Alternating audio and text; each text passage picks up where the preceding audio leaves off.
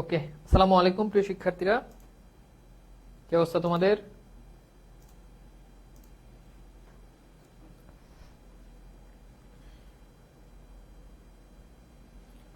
একটুখানি জানাও যে আমার কথা ক্লিয়ার কিনা এবং সাউন্ডটা ক্লিয়ার আছে কিনা।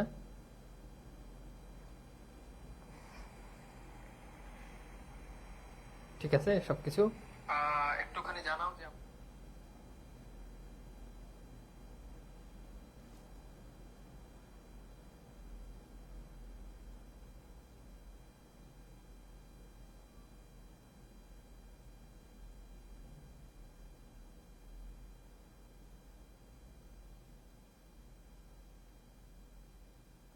জি। ওকে, ফাইন। আসসালামু আলাইকুম স্যার। ওয়ালাইকুম সালাম।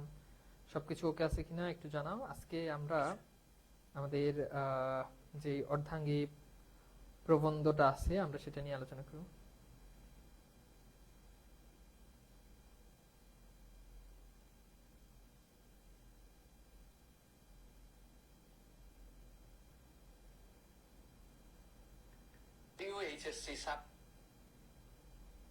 ওকে,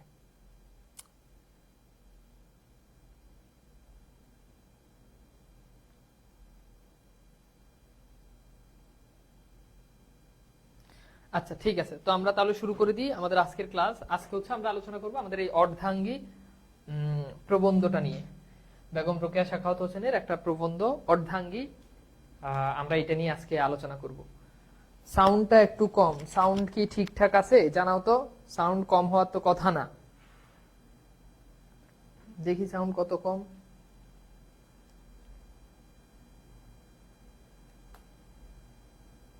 কি বলো সাউন্ড কম? আমি তো দেখি যে আমার এখানে সাউন্ড ঠিক আছে। এই যে দেখি সাউন্ড কত কম।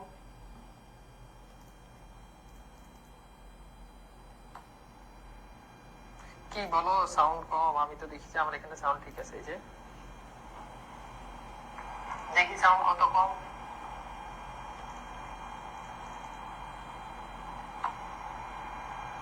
কি বলো সাউন্ড কম? আমি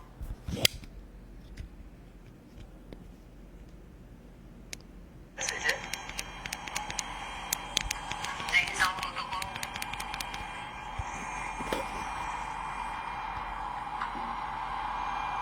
কি বলো সাউন্ড কম? এবার সাউন্ড বাড়ছে? এখন কি সাউন্ড বাড়ছে?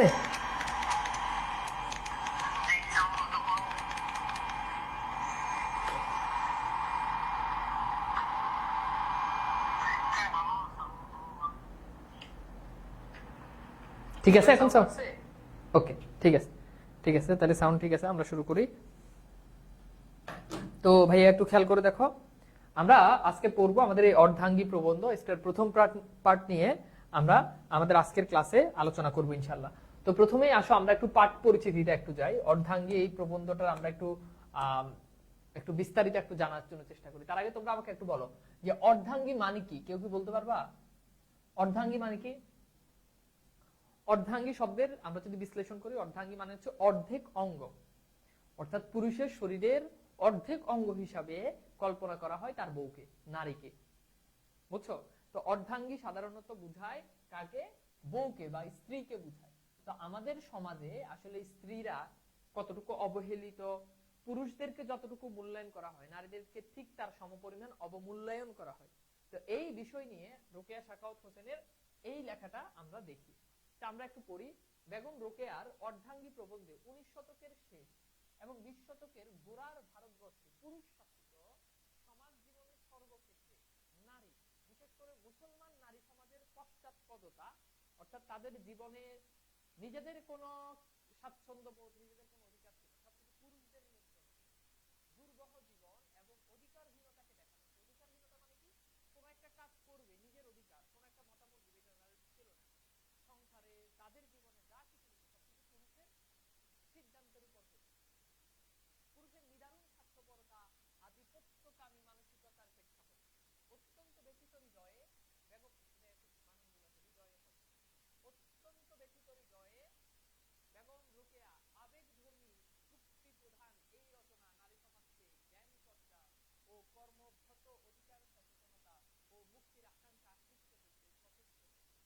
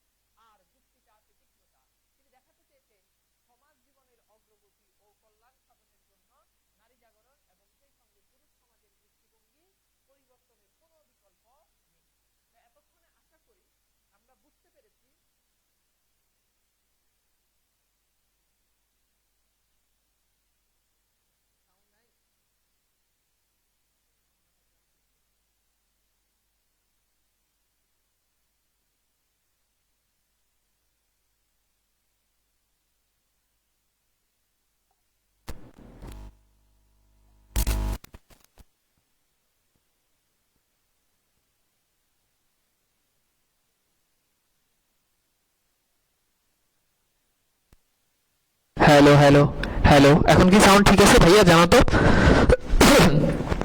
সাউন্ড ঠিক আছে? এখন সাউন্ড থাকার কথা না, কখন যে কি হয়ে যায়। আচ্ছা, এখন সাউন্ড আছে কিনা আমরা জানাও একটু। আশা করি এখন সাউন্ড ঠিকঠাক থাকবে।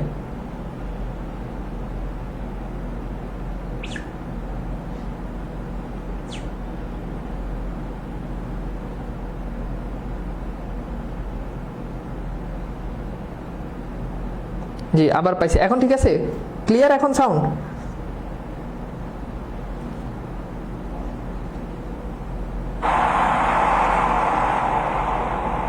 ক্লিয়ার কিনা? জি, আবার পাইছি। এখন ঠিক আছে? ওকে, ঠিক আছে। আচ্ছা, ঠিক আছে। তো তাহলে আমি আবার একটু পড়াই, হ্যাঁ, যেহেতু এটা মিস হয়েছে। তো আমরা একটু দেখি যে বেগম রোকেয়া অর্ধাঙ্গী প্রবন্ধে 19 শতকের শেষ এবং 20 শতকের গোড়ায় ভারতবর্ষে পুরুষ শাসিত সমাজ জীবনে সর্বক্ষেত্রে নারী, বিশেষ করে মুসলমান নারী সমাজের পশ্চাৎপদতা, দুর্বহ জীবন ও অধিকারহীনতাকে দেখানো হয়েছে পুরুষদের নিদারুণ স্বার্থপরতা ও আধিপত্যকামী মানসিকতার প্রেক্ষাপট। অর্থাৎ পুরুষরা এখন নারীদেরকে তখন কি করতো? নারীদেরকে নিয়ন্ত্রণ করতো। নারীদের নিজস্ব কোনো মতামত ছিল না, সবকিছু পুরুষদের মতামতের উপর ভিত্তি করে সংসারে হতো। তো সেটা নিয়েই তিনি আসলে এটা লিখেছেন। হ্যাঁ, অত্যন্ত ব্যথিত হৃদয় বেগম রোকেয়ার আবেগধর্মী যুক্তি প্রধান এই রচনায় নারী সমাজকে জ্ঞান চর্চা ও কর্মবত অধিকার সচেতনতা ও মুক্তির আকাঙ্ক্ষা আকৃষ্ট করতে সচেষ্ট করেছেন। অর্থাৎ নারীদেরকে তিনি অনেকগুলো পরামর্শ দিয়েছেন। তারা কাজে একান্ত, তাদেরকে কাজ করতে হবে, তাদেরকে জ্ঞান অর্জন করতে হবে, তারা জ্ঞান অর্জন করে না, সেটাও এখানে লেখা আছে। এরপর হচ্ছে আমরা দেখি যে তিনি দেখাতে চাইতেন সমাজ এবং পূর্ণ স্বাভাবিক গতিতে অগ্রসর হতে পারছে না, তার কারণ পরিবার ও সমাজ জীবনের অপরিহার্য অর্ধেক শক্তি নারী সমাজের দুর্বল ও অবনত অবস্থা। অর্থাৎ আমাদের সমাজ আজকে উন্নত হতে পারতেছে না, আমাদের শক্তির অর্ধেক অংশ সেটা হচ্ছে নারী, কিন্তু আমরা এই নারী সমাজকে দুর্বল মনে করি, আমরা এই নারীদেরকে অবনত মনে করি, নিচু মনে করি। এই জন্য পুরুষ সমাজের দৃষ্টিভঙ্গি সংকীর্ণতাকে দায়ী করেছেন।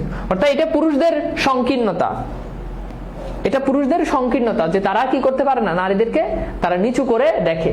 এ রচনায় তিনি নারী জাগরণের পক্ষে যে সুচিন্তিত, দৃঢ় ও বলিষ্ঠ মতামত ব্যক্ত করেছেন তাতে তার মন্তব্য আছে আবেগের গাঢ়তা আর যুক্তিতে আছে কি তীক্ষ্ণতা।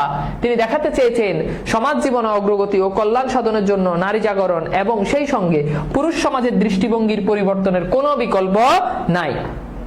ঠিক আছে, এইবার আমাকে জানাও তো এতটুকু পর্যন্ত কি বুঝতে পারছো? এতটুকু পর্যন্ত কি ক্লিয়ার? আমাকে জানাও ক্লিয়ার কিনা। ওকে, এত আসতেছে কেন? এখন তো সাউন্ড ঠিক আছে, এখন তো সাউন্ড ঠিক আছে। ক্লাস করো, নাইলে বলো ভাই ক্লাস অফ করে দেন, তাহলে আমি ক্লাস অফ করে দিব। কারণ প্রবলেম হলে পরে ক্লাস করতে পারবো, সমস্যা নাই। কিন্তু যদি মনে করো যে ভাইয়া এটা একান্ত প্রবলেম, তাহলে ব্যাপার না, এটা পরে ক্লাস করব, কিন্তু এভাবে ক্লাসের মধ্যে ডিস্টার্ব করো না।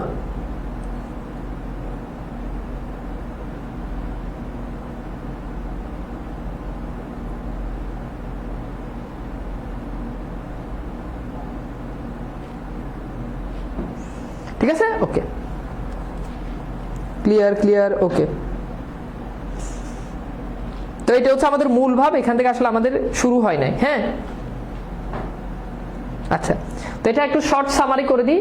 আমাদের এই অর্ধাঙ্গী গল্পের প্রবন্ধের মূল বিষয়বস্তু হচ্ছে, তখন আমরা যদি দেখি যে 19 শতকের শেষ দিকে এবং 20 শতকের একেবারে গোড়ার দিকে পুরুষরা আসলে নারীদেরকে নিয়ন্ত্রণ করতো। সংসারে কোনো একটা জিনিস হবে, নারীর কাছে কোনো পরামর্শ নিত না এবং তারা নারীদেরকে নিচু মনে করতো। পুরুষরা, যে কারো ছেলে হয়েছে, ছেলেকে অনেক পড়াশোনা করায়, মেয়েকে সমপরিমাণ পড়াশোনা করায় না, বুঝছো?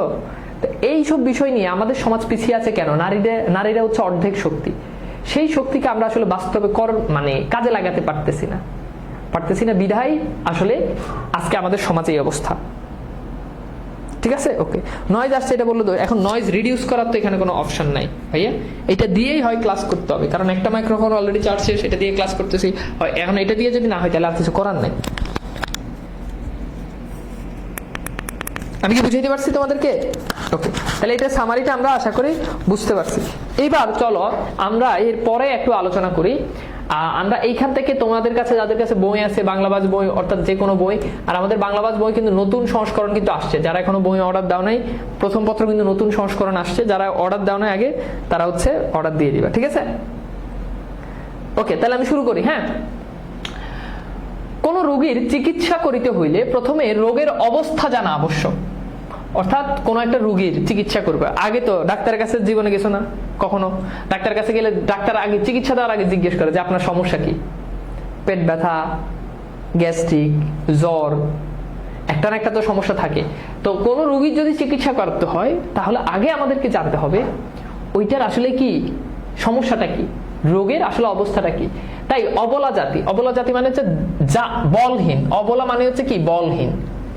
অবলা জাতির উন্নতির পথ আবিষ্কার করিবার পূর্বে তাহাদের অবনতির চিত্র দেখাইতে হয়। অর্থাৎ এই যে এই অবলা জাতি তারা কিভাবে উন্নতি করবে সেটা পরে দেখাবো, আগে এটা দেখাতে হবে তারা কিভাবে এত অবনতি, তাদের কিভাবে এত দুর্গতি, তাদের কিভাবে এত অবনতি হইলো সেটা আগে দেখাতে হবে। এখন বলো এখানে অবলা জাতিদের বলতে কাকে বোঝানো হয়েছে বলো তো?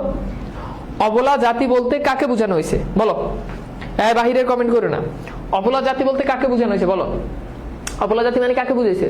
অবলা জাতি মানে নারীদেরকে বুঝাইছে।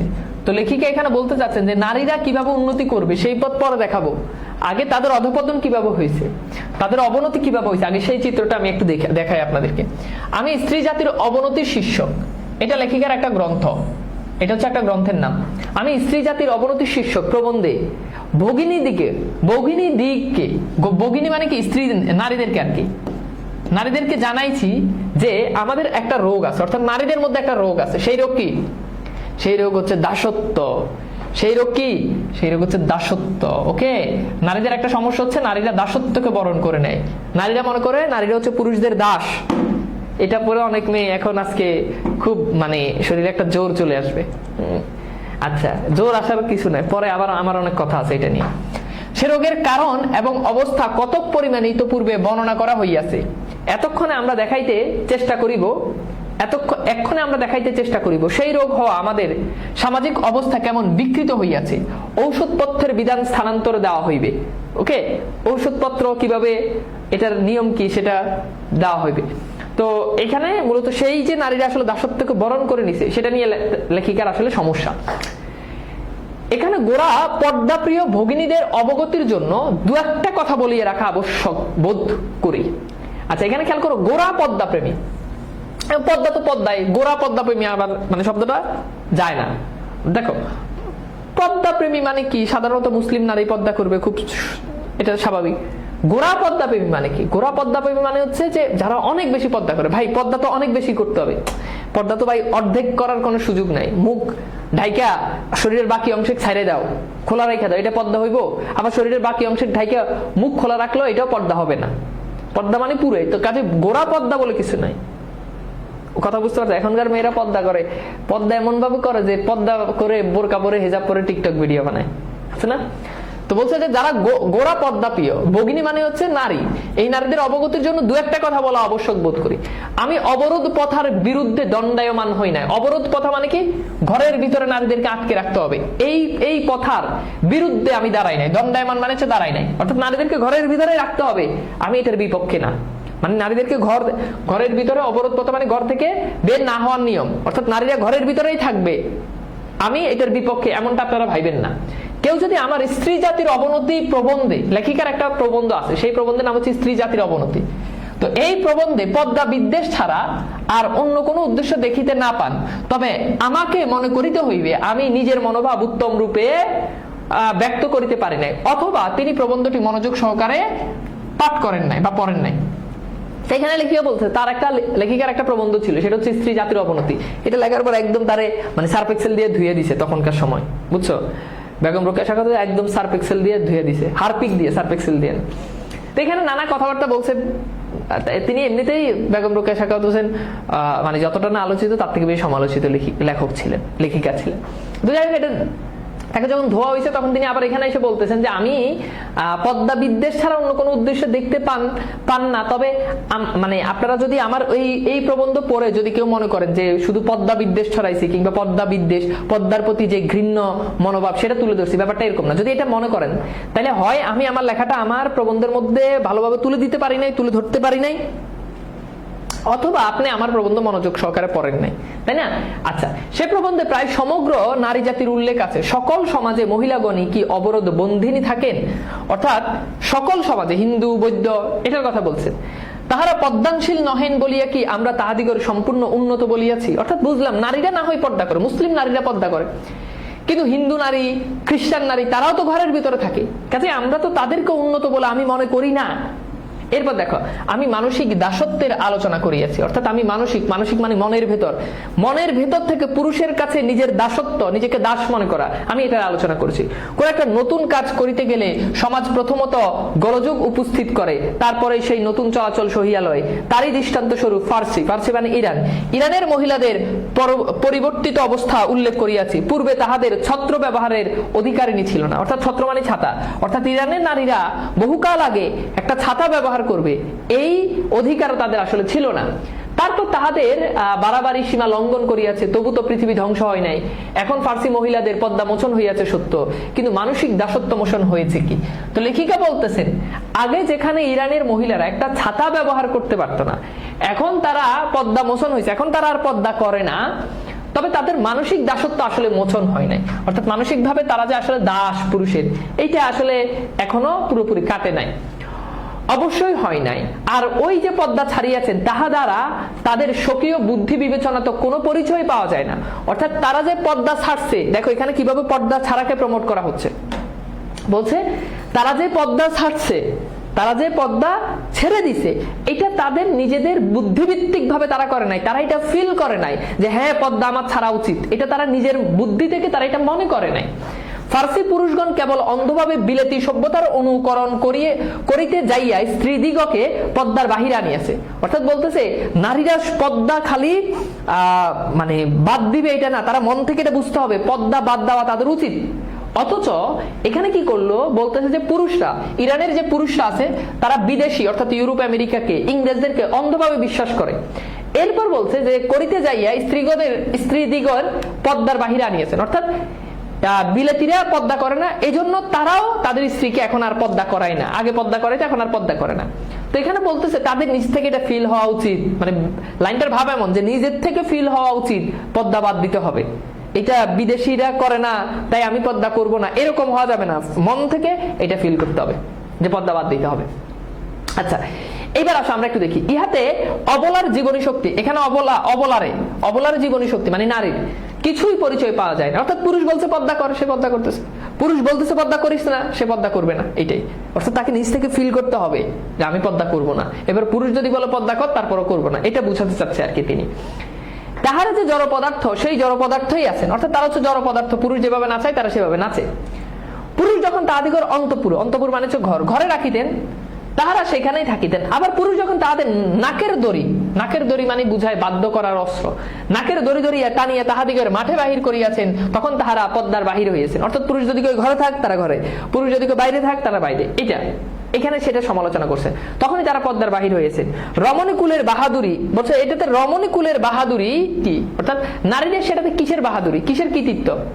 পুরুষ যদি বলে পদ্মার বাইরে আসো, তাহলে তুমি পদ্মার বাইরে আসবে, এরকম না। তোমাকে স্বেচ্ছায় নিজের ইচ্ছা থেকে মানে পুরুষের সাথে সংগ্রাম করে ফাইট করে তোমাকে পদ্মার বিরুদ্ধে আসতে হবে, এটা বুঝাচ্ছে। এটা বলছে ওইরূপ পদ্মা বিরোধ কখনোই প্রশংসনীয় না। তার মানে বুঝছো, লাইনগুলো খেয়াল করো যে পদ্মার বিরুদ্ধে যাওয়া এটা খুব ভালো কাজ, কিন্তু এটা ভালো কাজ তখন হবে না যখন তুমি অন্যের অনুসরণ করে পদ্মা বাদ দিবে, তোমার নিজের থেকে ফিল করে পদ্মা বাদ দিতে হবে। এটা আমাদের এইচএসসিতে পাঠ্য করা হয়েছে, বুঝছো? আমাদের উচ্চ মাধ্যমিকে এখন আমাদেরকে এই প্রবন্ধ পড়ানো হয়। এবার আসো। এরপর বলছে কলম্বাস হচ্ছে ক্রিস্টোফার কলম্বাস, তোমরা নাম শুনছো, আমেরিকার আবিষ্কারক, বিখ্যাত ইতালিক নাবিক ছিলেন তিনি আমেরিকা আবিষ্কার করছে। কলম্বাস যখন আমেরিকা আবিষ্কার করতে কৃত সংকল্প মানে হচ্ছে প্রতিজ্ঞাবদ্ধ হন, দৃঢ় প্রতিজ্ঞাবদ্ধ হন। তখন লোকে তাহাকে বাতুল বলে। বাতুল বলে নাকি? বাতুল মানে হচ্ছে পাগল। লোকে তাকে বলছে পাগল। নারী আপন সত্য স্বামিত্ব বুঝিয়া আপনাকে নরের ন্যায় শ্রেষ্ঠ জ্ঞান করিতে চাহে, ইহাও বাতুলতা বই আর কি। অর্থাৎ বলছে নারী সবসময় নিজের মালিকানা, নিজের বুদ্ধি বাদ দিয়ে পুরুষকে সবসময় শ্রেষ্ঠ করতে চায়। এটাও এক ধরনের পাগলামি। এটাও কি এক ধরনের বাতুলতা? এটাও এক ধরনের পাগলামি। পুরুষগণ স্ত্রী জাতির প্রতি যতটুকু সম্মান প্রদর্শন করেন তাহাতে আমরা সম্পূর্ণ তৃপ্ত হইতে পারি না। অর্থাৎ এবার বলছে পুরুষরা নারীদেরকে পুরুষরা নারীদেরকে কি করে? পুরুষরা নারীদেরকে যতটুকু সম্মান করে এইটাতে তিনি আসলে তৃপ্ত না। এখন তার স্বামী হয়তো তারা সম্মান করতো না। আচ্ছা, এবার আসলে আমরা একটু দেখি। লোকে কালী, শীতলা প্রভৃতি রাক্ষস প্রকৃতির দেবীর ভয় করে, পূজা করে সত্যি, কিন্তু সেইরূপ বাঘিনী, নাগিনী, সিংহী প্রভৃতি দেবীও কি ভয় ও পূজা লাভ করে না? তবেই দেখা যায় পূজাটা কে পাইতেন, রমণী কালী না রাক্ষসী নিমন্ডু মালিনী। এরপর বলছে নারীকে শিক্ষা দেওয়ার জন্য গুরুকুলে সীতা দেবীকে, সীতা এখানে যে রামায়ণে যে সীতার কথা আছে, অর্থাৎ নারীকে শিক্ষা দেওয়ার জন্য গুরুলোকে সীতা দেবীকে আদর্শ রূপে দেখায় থাকেন। অর্থাৎ নারীকে সীতা পড়াশোনা করছে, এজন্য নারীদেরকে শিখাতে হবে। এটার জন্য সীতা হচ্ছে আইডল। সীতা অবশ্য পর্দানশীল ছিলেন না, তিনি রামচন্দ্রের অর্ধাঙ্গিনী। তিনি অনেক বেশি পর্দা করতেন না, কিন্তু তিনি ছিলেন রামচন্দ্রের স্ত্রী। রানী প্রণয়িনী মানে প্রেমিকা, এবং সহচারী মানে যে সব সময় সাথে থাকে। আর রামচন্দ্র প্রেমিক ধার্মিক সবই, কিন্তু রাম সীতার প্রতি যে ব্যবহার করেছেন তাহাতে প্রকাশ পায় যে একটি পুতুলের সঙ্গে কোনো বালক যেরূপ সম্বন্ধ, সীতার সঙ্গে রামের সম্বন্ধও সেই রূপ। অর্থাৎ রাম আর সীতার প্রসঙ্গ এখানে টানছেন। রাম যখন বনবাসে যাওয়ার কথা ছিল তখন নিজের স্ত্রী নিজ ইচ্ছায় বনবাসে চলে গিয়েছে, কষ্ট করেছে। তো এখানে বলছে যে রাম আসলে সীতার প্রতি যেই ব্যবহারটা করছে এটা এমন ব্যবহার যে একটা ছেলে তার একটা পুতুল থাকলে সেই পুতুলের সাথে সে যেমন খেলা করে, যেমন ব্যবহার করে, এরকম বালক ইচ্ছা করিলে পুতুলকে প্রাণপণে ভালোবাসিতে পারে, পুতুল হারাইয়ে বিরহে অধীর হইতে পারে, পুতুলের ভাবনায় অনিদ্রায় রজনী যাপন করতে পারে। অর্থাৎ পুতুল যখন হারাই যায় তখন রাত জাগতে পারে পুতুলের জন্য। পুতুল যে ব্যক্তি চুরি করিয়াছে তাহার প্রতি খড়গ হস্ত মানে হচ্ছে হাতে খড়গ বা অস্ত্র তুলে নেওয়া, খড়গ হস্ত হইতে পারে। হারানো পুতুল ফিরিয়ে পাইলে আহ্লাদে আধখানা হইয়া যাইতে পারে। অর্থাৎ একটা পুতুলকে একটা বালক চাইলে সে এটা হারাই ফেললে তার কষ্ট পাবে। সে এটা কেউ যদি চুরি করে নিয়ে যায় তার জন্য সে অস্ত্র ধরতে পারে। এটা যদি হারাই যায় সে রাত জাগতে পারে। আবার বিনা কারণে রাগ করিয়া পুতুল কাদায় ফেলিয়া দিতে পারে, কিন্তু পুতুল বালকের কিছুই করতে পারে না। খেয়াল করো, বলতেছে যে একটা পুতুলকে একটা বালক চাইলে অনেক আদর করতে পারে, অনেক যত্নে রাখতে পারে। কেউ এটা চুরি করে নিয়ে গেলে তাকে মারতেও পারে। আবার বালক যদি চায় তাহলে ওই পুতুলটাকে কাদার মধ্যে সে ফেলেও দিতে পারে, কিন্তু বালকের কিছু কিন্তু ওই পুতুল করতে পারে না। ছোটবেলা আমরা পুতুল নিয়ে খেলছি না, পুতুলটা আমরা সাজাইতাম, আবার যখন মন চাইতো পুতুলের জামা কাপড় সব খুলে ফেলাইতাম, যখন মন চাইতো পুতুলে ঠাস করে এক লাথি মারতাম। তো এইরকম, কারণ হস্তপদ থাকা সত্ত্বেও পুত্তুলিকা মানে পুত্তুলিকা অচেতন পদার্থ। পুতুলের কিন্তু হাত আছে, হাত থাকলেও পুতুল অচেতন জড় পদার্থ। তো এখানে বুঝাচ্ছে আমাদের নারীরা হচ্ছে এরকম, হাত আছে কিন্তু তারা জড় পদার্থ। বুঝছো? আচ্ছা, এইবার খেয়াল করো, এবার দেখো, এরপর দেখো, বালক তাহার পুতুল স্বেচ্ছায় অনলে উৎসর্গ করিতে পারে। অর্থাৎ বালক চাইলে, অনল মানে হচ্ছে আগুন, বালক চাইলে সেই পুতুল আগুনে ফেলেও দিতে পারে। পুতুল পুড়িয়া গেলে দেখিয়া ভূমে লুটাইয়া ধুলি দূষিত হইয়া উচ্চস্বরে কাঁদিতে পারে। সেই পুতুল যখন পুড়ে যায় তখন সে উচ্চস্বরে মাটিতে গড়াগড়ি খেয়ে সে কাঁদতেও পারে। রামচন্দ্র স্বামিত্বের 16 আনা পরিচয় দিয়েছেন, আর সীতা কেবল প্রভু রামের সহিত বনযাত্রায় ইচ্ছা প্রকাশ করিয়া দেখেছেন যে তাহার ইচ্ছা প্রকাশের শক্তি আছে। অর্থাৎ কখনোই রাম আর রামের স্ত্রী সীতার কোনো মূল্যায়ন, সীতার কাছে কোনো কিছুই জানতে চায় নাই। কিন্তু যখন রাম বনবাসে যাবে তখন সীতা একমাত্র তার অভিমত জানাইতে পারছে। সে অভিমতটা হচ্ছে সে রামের সাথে বনবাসে যাবে, দুর্যোগপূর্ণ সময় সে সঙ্গী হইতে পারছে, এটাই সে জানাইতে পারছে। রাম বেচারা অবোধ বালক, সীতা অনুভব শক্তি আছে ইহা তিনি বুঝিতে চাইন নাই, কেননা বুঝিয়া কার্য করিতে পেলে স্বামিত্বর পূর্ণ মাত্রা খাটান যাইত না। এরপর বলছে সীতা এমন পবিত্র হৃদয়খানে অবিশ্বাসের পদাঘাতে দলিত ও চূর্ণ করিতে পারা যাইত না। আচ্ছা, দেশ কালের নিয়ম অনুসারে কবির ভাষায় সুর মিলাইয়া না হই মানিয়া লই যে আমরা স্বামীর দাসী নহি অর্ধাঙ্গী। কবির ভাষায় বললাম যে আমরা স্বামীর দাসী না, আমরা তো অর্ধাঙ্গী, অর্থাৎ অর্ধেক অঙ্গ। আমরা তাহাদের গৃহে গৃহিণী, মরণে অনুগামিনী। সুখে দুঃখে সহভাগিনী, ছায়াতুল্য সহচারী ইত্যাদি। অর্থাৎ এগুলো আপনারা বলতে পারেন, কিন্তু আসেন বাস্তবতা বলি। কিন্তু কলিযুগ হচ্ছে হিন্দু পুরাণের শেষ যুগ। কলিযুগে আমাদের ন্যায় অর্ধাঙ্গী লইয়া পুরুষগণ কিরূপ বিকলঙ্গ হইয়াছে তাহা কি কেউই চিন্তা চক্ষে দেখেছেন? হ্যাঁ, এরপর বলছে আক্ষেপের বিষয় যে আমি চিত্রকর নহি, নতুবা নারী রূপ অর্ধাঙ্গ লইয়া তাহাদের কেমন অপরূপ মূর্তি হইয়াছে তাহা আঁকিয়ে দেখাইতাম। অর্থাৎ আমি চিত্র আঁকতে পারি না, চিত্রকার না। যদি হইতাম তাহলে আমি দেখাইতাম। এই যে নারীকে বলা অর্ধাঙ্গ, নারীর অর্ধাঙ্গ নিয়ে পুরুষের কিরকম বিকলঙ্গ অবস্থা, এটা তিনি নালে দেখাইতেন। আচ্ছা, এরপর খেয়াল করে দেখো, আমরা দেখি এখানে তো শুল্ককেশ মানে পাকা চুল। শুল্ককেশ বুদ্ধিমান, হ্যাঁ, বুদ্ধিমানগণ বলেন যে আমরা সাংসারিক জীবনটা দ্বিচক্র, অর্থাৎ বুদ্ধিমান যারা তারা বলেন সংসার জীবনটা হচ্ছে দ্বিচক্র। দ্বিচক্র মানে সাইকেলের দুইটা চাকা থাকে না? সংসার জীবনটা হচ্ছে সাইকেল, এখানে শকট মানে হচ্ছে গাড়ি, অর্থাৎ দ্বিচক্র শকট মানে দুই চাকার গাড়ি। দুই চাকার গাড়ির ন্যায়, হ্যাঁ, এই শকটের এক চক্র পতি মানে কি? স্বামী। অর্থাৎ দুই চাকা, সাইকেলে যেমন দুইটা চাকা, এরকম দুইটা চাকার মতো একটা হচ্ছে কি, প্রথম এক চাকা হচ্ছে কে? স্বামী, অপরটি পত্নী, অর্থাৎ আরেকটা চাকা হচ্ছে কে? স্ত্রী। অর্থাৎ স্বামী স্ত্রীকে একটা সাইকেলের সাথে তুলনা করা হয়, যে সাইকেলে দুইটা চাকা থাকে, একটা চাকা স্বামী আর একটা চাকা স্ত্রী। তাই ইংরেজি ভাষায় কথায় কথায় স্ত্রীকে অংশিনী, পার্টনার, উত্তমার্ধ ইত্যাদি বলে জীবনের কর্তব্য অতি গুরুতর এবং সহজ নহে, সুকঠিন গৃহস্থ ব্যাপার। এখানে একটা লাইন বলছে, তিনি কবিতার লাইন। এরপর বলছে বোধহয় এই গৃহস্থ ব্যাপারটা মস্তক রূপে কল্পনা করিয়া শাস্ত্রকারগণ পতি ও পত্নী তাহার অংশরূপ বানিয়েছেন। তবে দেখা যাক বর্তমান যুগে সমাজের মূর্তিটা কেমন। মনে করুন কোন স্থানে পূর্ব দিকে একটি বৃহৎ দর্পণ, কোন জায়গায় পূর্ব দিকে একটা বড় দর্পণ মানে আয়না, যাহাতে আপনি আপাদ মস্তক নিরক্ষর, হ্যাঁ, নিরক্ষণ মানে পরীক্ষা, নিরক্ষণ করিতে পারেন। আপনার দক্ষিণ ভাগ পুরুষ, বাম ভাগ স্ত্রী এই দর্পণের সম্মুখে দাঁড়ায় দেখুন। অর্থাৎ আপনার সামনে একটা বড় আয়না আছে। এখন নারীদেরকে বলা হয় নারী পুরুষের অর্ধেক। আপনি চিন্তা করুন যে আপনার এক পাশ পুরুষ, আরেক পাশ স্ত্রীর, নারীর অংশ, এই পাশটা পুরুষের অংশ, এই পাশটা নারীর অংশ, তাহলে ব্যাপারটা কেমন হয়? আপনার ক্ষীণ দীর্ঘ মানে 30 ইঞ্চি এবং স্থূল, এটা হবে স্থূল বাম বাহু দৈর্ঘ্যের 24 ইঞ্চি এবং ক্ষীণ চরণের দৈর্ঘ্য 12 ইঞ্চি, বাম চরণের অতিশয় ক্ষুদ্র উচ্চতায় 5 ফিট, বাম স্কন্ধ মানে কাঠ, উচ্চতায় 4 ফিট। হ্যাঁ, তো এখানে যেটা বুঝাচ্ছে সেটা হচ্ছে ক্ষীণকর্ণ হস্তে, মানে খুবই খুবই খুবই মানে যাইছে তাই উদাহরণ, এগুলা আমার খুবই বিরক্ত লাগলো পড়াইতে। এগুলো মানে কোনো যুক্তিই না। মানে এখানে বুঝাচ্ছে কি, আমার পড়তে খুব বিরক্ত লাগে এগুলো পড়তে।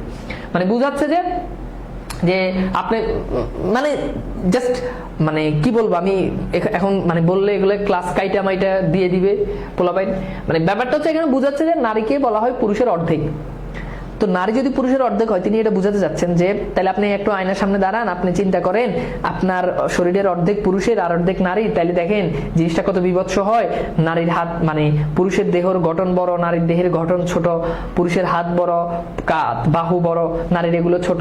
তাহলে আপনি চিন্তা করেন আপনার এক পাশ পুরুষের আরেক ভাগ নিচের, তার মানে জিনিসটা তো সমানই হইব না। এগুলো কোনো লজিক তুমি আমার বলো? মানে অর্ধাঙ্গ বলতে কি এটা বুঝায় যে আমার শরীরের অর্ধেক, মানে আমার শরীরের অর্ধেক নারীর আর অর্ধেক দিয়ে আমরা চিন্তা করতে হইব? হ্যাঁ, আমার হাত অনেক বড়, নারীর হাত ছোট, আমার হাতের আঙ্গুল অনেক বড়, নারীর হাতের আঙ্গুল অনেক ছোট। মানে এগুলো না। আচ্ছা, এরপর হচ্ছে বাম কর্ণ মানে বাম কান, রসম্ব কর্ণের মানে গাধার কানের ন্যায় দীর্ঘ। দেখুন ভালো করিয়া দেখুন আপনার মূর্তিটা কেমন। যদি এই মূর্তিটা অনেকের মনোমত না হয় তবে দ্বিচক্র শকটের গতি দেখায়। বলছে এইটা যদি আপনার কাছে খুব মানে ভংসং লাগে, আসলে সে লিখেই বুঝতে পারছে যে এগুলা খুবই ভংসং যুক্তি। এরপর বলছে আরেকটা যুক্তি দেখায়, সেই যুক্তিটা হচ্ছে দ্বিচক্র শকটের গতি দেখায়, অর্থাৎ দুই চাকা সাইকেলের একটা চিত্র দেখায় যে শকটের এক চক্র বড়, অর্থাৎ নারী তো পুরুষ তো বড়, এই জন্য বলতেছে যে সাইকেল যদি চিন্তা করেন তাহলে সাইকেলের একটা চাকা বড় হয় সাধারণত। তো বড় চাকাটা হচ্ছে স্বামী এবং দ্বিচক্র যেটা ছোট যেটা ওটা হচ্ছে পত্নী, অর্থাৎ ওইটা হচ্ছে নারী। হ্যাঁ, সে শকট অধিক দূরে অগ্রসর হইতে পারে না। ভাই আমার কথা হচ্ছে সাইকেলে যে দুই চাকা, মানে এখানে সে বুঝাতে যাচ্ছে, তার লজিক খেয়াল করো, মানে মাথার ঘিলু তো হাঁটুর নিচে থাকলে আসলে যেটা হয়, বলতেছে যে আপনি যদি একটা 2 চাকার একটা সাইকেলের সাথে চিন্তা করেন, তাহলে একটা সাইকেলের একটা চাকা বড়, ঠিক আছে, আর একটা চাকা ছোট। এখন বড় চাকাটা যদি স্বামী হয়, তাহলে ছোট চাকাটা যদি স্ত্রী হয়, সে সকল অধিক দূর অগ্রসর হইতে পারবে না, সেই গাড়িটা সেই যানবাহনটাও অনেক দূরে যাইতে হবে না। আমার কথা হলো ভাই, সাইকেলের চাকা তো সমান হয়, তো তোমার কে বলছে এখানে চুলকানি মানে চুলকাইতে তুমি এক চাকা বড় করে দিলে, আরেক চাকা ছোট করে দিলে? তো সংসার জীবন যদি 2 চাকার গাড়ি হয়, 2 চাকার সাইকেল হয়, তো 2 চাকাই তো সমান রে ভাই। এখানে তো এটাই বুঝাচ্ছে যে স্বামী যতটুকু হবে স্ত্রী ততটুকু হবে। তোমার কই পুরুষের দৈহিক গঠন এখানে আনতেছে, সাইকেলের চাকার লগে মিলাইতেছে, এখানে আবার মেয়ের শরীরের গঠন সাইকেলের চাকার সাথে মিলাইতেছে, আবার সেই চাকা অধিক দূর যাবে না। আচ্ছা, এরপর দেখো, সে কেবল স্থানে ঘুরতে থাকবে, অর্থাৎ সেটা একটা স্থানে ঘুরতে থাকবে, তাই ভারতবাসীর উন্নতির পথে অগ্রসর হইতে পারছে না। আচ্ছা, ভেরি গুড। তো এরপর আমরা একটু দেখি সমাজে বিধি ব্যবস্থা আমাদিগকে তাহার অবস্থা হইতে সম্পূর্ণ পৃথক রয়েছে। তাহাদের সুখ দুঃখ এক প্রকার, আমাদের সুখ দুঃখ অন্য প্রকার। এছাড়া বাবু রবীন্দ্রনাথ ঠাকুর নবদম্পতির প্রেমালাপ কবিতায় 2-4 ছত্র উদ্ধৃতি করিতে বাধ্য হইলেন। বর কেন সখী, এখান থেকে মনে রাখবো যে রবীন্দ্রনাথের প্রেমালাপ, নবদম্পতির প্রেমালাপ, এই কবিতার কিছু অংশ এখানে তিনি তুলে ধরেছেন। সুতরাং দেখা যাক, কন্যাকে এরূপ শিক্ষা দেওয়া হয় না যাহাতে সে শিকার ছায়াতুল্য সহচারী, সীতার ছায়াতুল্য সহচারী হইতে পারে।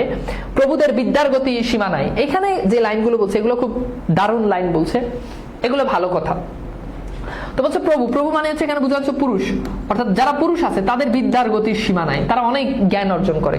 স্ত্রীদের বিদ্যার দৌড় সচরাচর বোধোদয় হচ্ছে ঈশ্বরচন্দ্র বিদ্যাসাগরের একটা শিশুদের জন্য একটা বই। তো নারীদের বিদ্যার দৌড়, তারা পড়াশোনা করে ওই বিদ্যাসাগরের বোধোদয় যে প্রাইমারি যে বইটা আছে ওইটা পর্যন্ত। স্বামী যখন পৃথিবী হইতে সূর্য নক্ষত্রের দূরত্ব মাপেন, স্ত্রী তখন একটা বালিশের ওয়ার মানে হচ্ছে ল্যাপের বালিশের আবরণ আর কি, সেটা দৈর্ঘ্য প্রস্থ মাপেন। অর্থাৎ স্বামী ঘরে বসে বসে পৃথিবী থেকে সূর্য নক্ষত্রের দূরত্ব মাপেন, মহাকাশ নিয়ে গবেষণা করেন। আর নারী তখন ওই যে একটা সিলাইয়ের কাজ করে, একটা কাভার সিলাইয়ের কাজ করে, বালিশের কাভার সিলাইয়ের কাজ করে। স্বামী যখন কল্পনার সাহায্যে দূর আকাশে গ্রহ নক্ষত্র, এখানে দূর, স্বামী যখন কল্পনার সাহায্যে দূর আকাশে গ্রহ নক্ষত্র বেষ্টিত সৌরজগতে বিচরণ করেন। এরপর বলছে সূর্যমণ্ডলের ঘনফল তুলাদণ্ডের ওজন করেন। হ্যাঁ, তারপর বলছে যে ধূমকেতু গতি নির্ণয় করেন। স্ত্রী তখন রন্ধনশালা মানে রান্নাঘরে বিচরণ করেন, চাউল ডাউল ওজন করেন। অর্থাৎ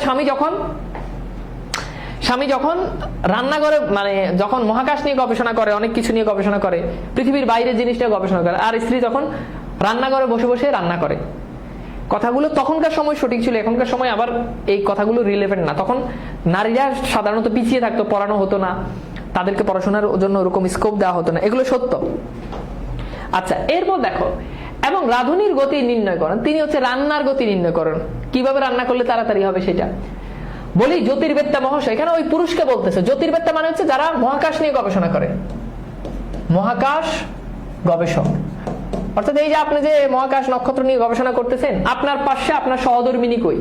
আপনার পাশে আপনার সহধর্মিনী মানে আপনার বউ কই?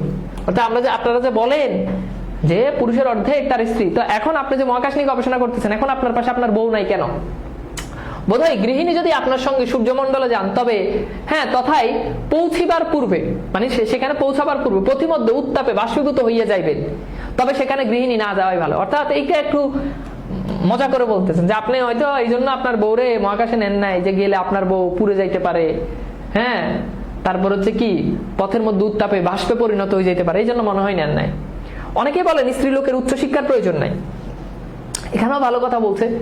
যে অনেকেই মনে করেন যে নারীদের উচ্চশিক্ষার, যে অনেক নারীরা এত পড়াশোনা করে কি করবে, মেয়ে চর্বচস্য মানে চিবিয়ে চুষে খেতে হয় এমন, চর্বচস্য রাঁধিতে পারেন, অর্থাৎ মোটামুটি খাইতে পারে এমন রান্না করতে পারেন, বিবিধ প্রকার সেলাই করতে পারেন, নানা ধরনের টুকটাক সেলাই করতে পারেন, 2-4খানা উপন্যাস পাঠ করিতে পারেন, হ্যাঁ, ইহাই যথেষ্ট। অনেকেই মনে করেন মেয়েদের পড়াশোনা করে কি হবে, মেয়েরা একটু রান্না করবে, একটু কাঁথা সেলাই করবে, কয়েকটা রিডিং পড়তে পারবে, তাহলে তো হয়। আর এর বেশি অবশ্যই নাই। কিন্তু ডাক্তার বলেন যে আবশ্যক আছে, ডাক্তার বলেন না, নারীদেরও পড়তে হবে। কেন পড়তে হবে?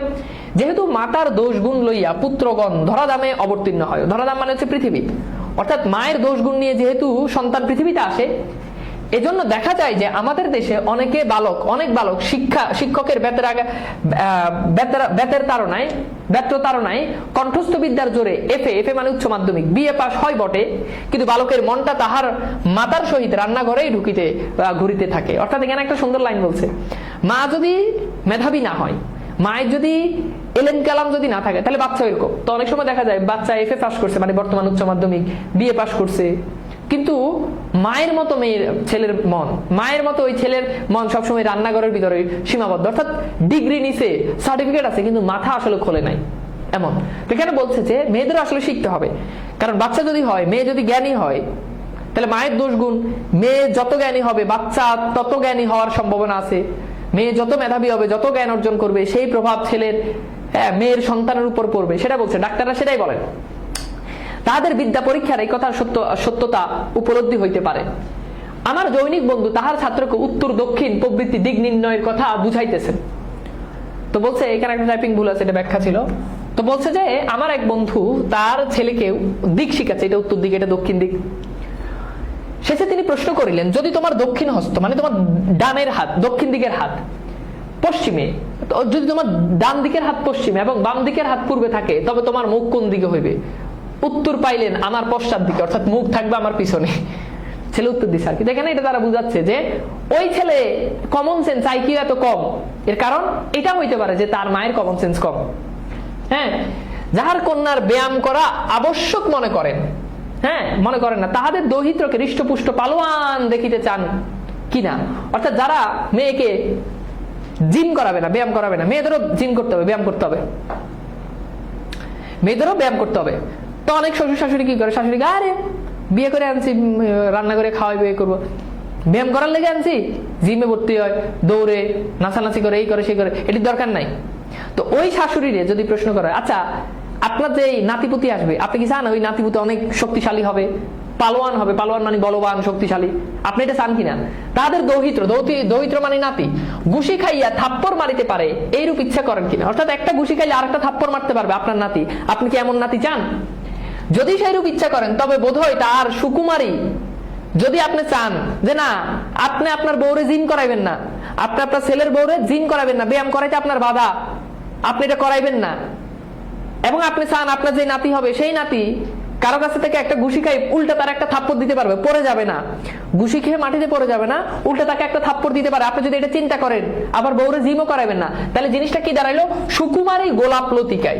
সুকুমারী গোলাপ লতিকা মানে হচ্ছে অনেক নরম লতা, গোলাপ ফুলের যে নরম লতা আছে, একেবারে নরম লতা, গাছের লতা থাকে না, এই লতা, এই লতায় কাঁঠাল ফলাইতে চান, তাহলে অবস্থাটা কেমন হবে? অবস্থাটা হবে আপনি নরম লতার মধ্যে কাঁঠালের মতো এরকম ফল পাইতে চান। কাঁঠাল কি নরম লতার গাছে জীবনে কোনোদিন জন্মাইবে না? আচ্ছা, এরপর বলছে আর যদি তাহা ইচ্ছা করেন দৌহিত্র বলিষ্ঠ হয়, আপনার যে নাতি হবে সে অনেক বলিষ্ঠ হবে, বলবান হবে, এবং পয়জা মানে জুতা পেটা হইয়া নত মস্তকে উচ্চস্বর বলেন, মাথ মারো, অর্থাৎ মেরো না, চোট লাগে হায়, ব্যথা লাগছে, পয়সার লাভ শেষ হয়ে, এখানে বলতেছে এটাই বলছে যে যদি চান আপনার নাতিপুতি অনেক শক্তিশালী হবে, ভেরি গুড, তাইলে আপনারা যেই কাজটা করতে হবে সেটা হচ্ছে আপনার নাতিকে কি করাইতে হবে? আপনার নাতিকে আপনাকে করতে হবে, আপনার নাতিকে আপনাকে অনেক বেশি কি করতে হবে? আপনার বৌমাকে আপনি জিম করা, ব্যায়াম করাতে এখানে আসলে আপনার আপত্তি থাকার কোনো সুযোগ নাই। বুঝতে পারছো? ধরতে পারছো? আচ্ছা, এরপর আসলে আমরা দেখি খ্রিস্টান সমাজে যদিও উচ্চ শিক্ষার, স্ত্রী শিক্ষার যথেষ্ট সুবিধা আছে, তবু রমণী আপন সত্য 16 আনা ভোগ করিতে পান না। অর্থাৎ খ্রিস্টানদের মধ্যে, যারা খ্রিস্টান আছে তাদের মধ্যে নারীরা উচ্চ শিক্ষার অনেক সুযোগ আছে। তৎকালীন সময় মুসলমানদের এটা সত্য যে নারীদের, মুসলিম নারীদেরকে সাধারণত ঘরের ভিতরে রাখা হইতো, সেখান থেকে নারীদের এটা সত্য যে মুসলিম নারীরা, মেয়েরা তারা খুব বেশি বাইরে পড়াশোনা করতো না, পড়াশোনা করতো যেমন ঘরে এসে তাদেরকে কি করে, ঘরে এসে তাদেরকে পড়া যায়, মুক্তবের ঘরে এসে তাদেরকে গৃহ শিক্ষক এসে পড়া যেত। তৎকালীন সময় এটা ছিল, এখন এটা নাই। তার মানে এখন যে খুব ভালো আছি ব্যাপারটা কিন্তু এরকমও না, এখন যে অনেক ভালো, এখনকার ছেলে মেয়েরা ওই স্কুল কলেজে যাইতে পারতেছে, স্কুল কলেজের অভাব নাই, মানে এখনকার প্রজন্ম যে অনেক বেশি ভালো ব্যাপারটা এরকম না। তখনকার প্রজন্ম স্কুল কলেজ না থাকলেও মেয়েরা ঘরে বসে যতটুক পড়তো, কম পড়তো, কিন্তু তখনকার প্রজন্ম ভালো ছিল। এখনকার প্রজন্মের মতো এই যে এখনকার সমাজে মেয়েদের যে চিত্র আমরা দেখি, তো এই সমাজের থেকে সেই সমাজ ডেফিনেটলি ভালো ছিল, আদর্শ, নৈতিকতা, তাই না, ব্যক্তিত্ব, সেটা ডেফিনেটলি অনেক ভালো ছিল। এই কথাগুলো বললে অনেকেই নিতে পারে না, এটা তো বাস্তবতা, এটা বাস্তবতা তোমাকে মানতে হবে। যদিও এইটা যেই সময়ের প্রেক্ষাপটে লেখা, এই সময়ের সাথে এখনকার সময় কোনো কিছুই মিল নাই, কাজে এখনকার সময় তুমি এটা মিলাইলেও হবে না। তাহাদের মন দাসত্ব হইতে মুক্তি পায় না, অর্থাৎ খ্রিস্টান নারীরা পড়াশোনা অনেক করতো কিন্তু মন তাদের দাসত্বই থেকে যেত। স্বামী স্ত্রী কত পরিমাণে জীবনের পথে পাশাপাশি চলিয়া থাকেন বটে, কিন্তু প্রত্যেক উত্তমাধ্যই তার অংশীর মানে পার্টনার জীবনে জীবন মিলাইয়া তন্ময় হইয়া যান না। অর্থাৎ স্বামী স্ত্রী আমরা বলি যে একজন আরেকজনের জীবনের অংশ, কিন্তু একজন আরেকজনের জীবনের সাথে একেবারে মিশে যাওয়া পুরোপুরি ভাবে এটা সবাই পারেন না। স্বামী যখন কোন জালে জড়িত, ঋণ জালে, এখানে হবে ঋণ জালে, জামাই যখন ঋণ জালে অনেক বেশি ঋণে যখন জড়াই যান, অনেক টাকা যখন ঋণ নিয়ে ফেলেন, ভাবিয়া ভাবিয়া মরমে মরিতেছে, স্ত্রী তখন একটা নতুন টুপির চিন্তা করিতেছে। এখানে বলছে স্বামীর অনেক টাকা ঋণ হয়ে গেছে, আর বউ তখন চিন্তা করতেছে আমার জামাইয়ের জন্য একটা টুপি বানাবো, সেলাই করে আমি নিজে হাতে একটা টুপি বানাবো। কারণ তাহাকে কেবল মূর্তিমতী কবিতা হইতে শিক্ষা দেওয়া হইয়াছে, তাই তিনি মনোরমা কবিতা সাজায় থাকেন। হ্যাঁ, ঋণ দায় গদ্য অবস্থা তিনি বুঝতে পারেন না। কবিতা, প্রেমের কবিতা থাকে না, কবিতা কিন্তু খুব, কবিতাতে আবেগ মিশ্রিত জিনিস থাকে, আর গদ্যতে কি থাকে, গদ্যতে বাস্তবধর্মী জিনিসপত্র থাকে। অর্থাৎ নারী তখন, স্বামী যখন লাখ লাখ টাকা ঋণে যখন জড়িয়ে গেছে, স্ত্রী তখন চিন্তা করে কিভাবে জামাইয়ের জন্য একটা টুপি বানানো যায়, জামাইরে খুশি করা যায়। কারণ নারীকে শেখানো হয়েছে ওই যে মূর্তিমতী কবিতা থেকে, তাকে যে ঋণ দায় রূপ গল্প গদ্য, যে কঠিন বাস্তবতা গদ্য, এই গদ্য তাকে পড়ানো হয় না, তাকে পড়ানো হয়েছে, সে শিখছে কবিতা। এরপর বলছে এখন মুসলমান সমাজে প্রবেশ করা যাক। হ্যাঁ, মুসলমানের মতে আমরা পুরুষের অর্ধেক, হ্যাঁ, অর্থাৎ দুজন নারী একজন নরের সমতুল্য, দুইজন নারী একজন নর, অথবা দুটি ভ্রাতা অর্থাৎ দুইটা ভাই, দুটি ভাই একটি ভগিনী অর্থাৎ দুই ভাই এক বোন একত্র হইলে আমরা আড়াইজন হয়ে যাই, বুঝছো? আচ্ছা, মানে দুইজন পুরুষ যা পায়, দুইজন নারী যা পাবে একজন পুরুষ ঠিক তাই পাবে। আপনারা মোহাম্মদীয় আইনে বলতে বোঝানো হচ্ছে ইসলামের আইনে আর কি। মোহাম্মদীয় আইনে দেখিতে পাইবেন যে বিধান আছে পৈতৃক সম্পত্তি কন্যা পুত্রের অর্ধেক ভাগ পাইবে। ওই যে বললাম বাপের যে সম্পদ, ওই সম্পদ, ধরো বাপের যে সম্পদ, ওই সম্পদ কন্যা, একটা ছেলে সে যদি পায় 4 কাঠা জমি, তাহলে একটা মেয়ে পাবে, সে পাবে 2 কাঠা জমি। এখন এইটুক পর্যন্ত মনে হইতে পারে যে এটা তো অবিচার, পোলা পাবে 4 কাঠা, মাইয়ে পাবে 2 কাঠা। না, মাইয়ে তো আবার স্বামীর ঘরে গেলে স্বামীর থেকেও আবার পাবে, তো জিনিসটা কিন্তু ব্যালেন্স করা আছে। তো এরপর বলছে যে এই নিয়মটি কিন্তু পুস্তকেই সীমাবদ্ধ, অর্থাৎ এই যে এই নিয়ম যে পোলা যদি পায় 4 কাঠা, মাইয়ে পাইবে তার অর্ধেক 2 কাঠা, এটা শুধু বইপত্রেই আছে। যদি আপনারা একটু পরিশ্রম করিয়া স্বীকার করিয়া কোনো ধনবান, হ্যাঁ, পরিশ্রম স্বীকার করে কোনো ধনবান মুসলমান সম্পত্তি বিভাগ করা দেখেন, কিংবা জমিদারি প্রদর্শন করতে যান, তবে দেখিবেন কার্যত কন্যার ভাগ 0 কিংবা যৎসামান্য পড়ছে। অর্থাৎ এই যে বলে অর্ধেক দেয়, এই অর্ধেক আসলে নারীরা পায় না। কথাগুলো সত্য, এই কথাগুলো সত্য, যেটা সত্য তো বলতেই হবে। তো নারীরা আসলে যে পরিমাণ পাওয়ার কথা ছিল সম্পদ, তারা আসলে ওই পরিমাণ সম্পদ পায় না, বাস্তবে পায় না। আমাদের বইপত্রে আছে, পায় না। আমাদের বইপত্রে কিন্তু সুন্দর সিস্টেম যে পুরুষ যদি পায় 4 ভাগ, মানে যা পাবে নারী তার অর্ধেক পাবে, নারী আবার স্বামীর থেকে পাবে। তো জিনিসটা আসলে বাস্তবে আমরা প্রতিফলন করতে পারি না, এটা আসলে ইসলামের দোষ না। জিনিস সুন্দর কিন্তু হয় না। কেন হয় না? আমি এখন অপার্থিব সম্পত্তির কথা বলবো। অপার্থিব সম্পত্তি অর্থাৎ যেটা বস্তুগত, অবস্তুগত। অপার্থিব সম্পত্তি বলতে যেটা টাকা পয়সা দিয়ে না, পিতার স্নেহ যত্ন ইত্যাদি অপার্থিব সম্পত্তি। হ্যাঁ, এখানে পক্ষপাতিত্বের মাত্রা বেশি। এই যে যত্ন স্নেহ হিতৈষীরা, হ্যাঁ, অর্ধেকে আমরা পাই কই। যিনি পুত্রের সুশিক্ষার জন্য 4 ভাগ শিক্ষক নিযুক্ত করেন, তিনি কন্যার জন্য 2 জন শিক্ষয়িত্রী নিযুক্ত করেন কি? ও বলছে যে এই যে আপনি আপনার ছেলের জন্য 4 জন গৃহশিক্ষক রাখেন ঘরে, তাহলে আপনার মেয়ে তো অর্ধেক পাবে, তো মেয়ের জন্য তো 2টা গৃহশিক্ষক তো রাখতে পারেন, সেটাও তো রাখেন না। যেখানে পুত্র 3টা বিএ পর্যন্ত পাশ করে, অর্থাৎ অনেক পড়াশোনা করে, সেখানে কন্যা 1.5টা পাস মানে এন্টার্স বা এফএ পাস অর্থাৎ মেট্রিক পাস। এই মেট্রিকও পাস করেন কি? পুত্রদের বিদ্যালয় সংখ্যা করা যায় না, বালিকাদের বিদ্যালয় সংখ্যা পাওয়াই যায় না। অর্থাৎ তখন ছেলেদের জন্য বিদ্যালয়ের অভাব নাই, মেয়েদের জন্য বিদ্যালয় তখন পাওয়া যেত না। যদি এখন ঘটনা উল্টা, এখন বয়েজ কলেজ কয়টা দেখো আশেপাশে, আর গার্লস কলেজ কয়টা, হিসাব মিলে দেখো। সে ছলে ভাতার মানে ভাতা মানে ভাই শামসুল ওলামা মানে হচ্ছে জ্ঞানীদের মাঝে নক্ষত্র, সূর্য। সে স্থলে ভগিনী নজমুল ওলামা হইয়াছেন কি? অর্থাৎ ভাই যদি হয় জ্ঞানীদের মধ্যে শামসুল ওলামা, জ্ঞানীদের মধ্যে সূর্য, তাহলে তার বোন তো হওয়া উচিত নজমুল ওলামা অর্থাৎ জ্ঞানীদের মধ্যে নক্ষত্র। সেটা হয় কি? সেটা তো হয় না। তাহাদের অন্তপুরের গগনে, অন্তপুর মানে হচ্ছে ঘর, ঘরের আকাশে, হ্যাঁ, অসংখ্য নজমুন্নেসা শামসুন্নেসা শোভা পাইছেন বটে, কিন্তু আমরা সাহিত্য অঙ্গনে নজমুল ওলামা দেখিতে চাই। এটা একটু খোঁচা দিয়ে বলছে যে হ্যাঁ বুঝছি বুঝছি, তাহলে ঘরের মধ্যে মনে হয় এত জ্ঞানীদের মধ্যে এই যে নক্ষত্র আছে, কিন্তু ঘরের মধ্যে থাকলে হবে না, আমরা সাহিত্য জগতে এই এত এই নক্ষত্র আমরা দেখতে চাই। বুঝছো? ওকে, আজকের ক্লাস আমাদের এই পর্যন্তই। কেমন লাগলো তোমাদের একটু জানাও এই প্রবন্ধটা? তোমরা কি সবকিছু ঠিকঠাক ভাবে বুঝতে পারছো? ইনশাল্লাহ বাকি ক্লাসে আমরা বাকি অংশ নিয়ে ইনশাল্লাহ আলোচনা করব। ওকে, কারো কোনো সমস্যা? বুঝতে পারছো? ওকে, তাহলে আমরা আমাদের আজকের ক্লাস এখানে শেষ করি। ইনশাল্লাহ নেক্সট ক্লাসে বাকি অংশ পড়বো, এখন আমরা কোশ্চেন সলভ করব। ওকে, ভেরি গুড। ঠিক আছে, তাহলে ভালো থাকো, সুন্দর সুস্থ থাকো, আল্লাহ হাফেজ।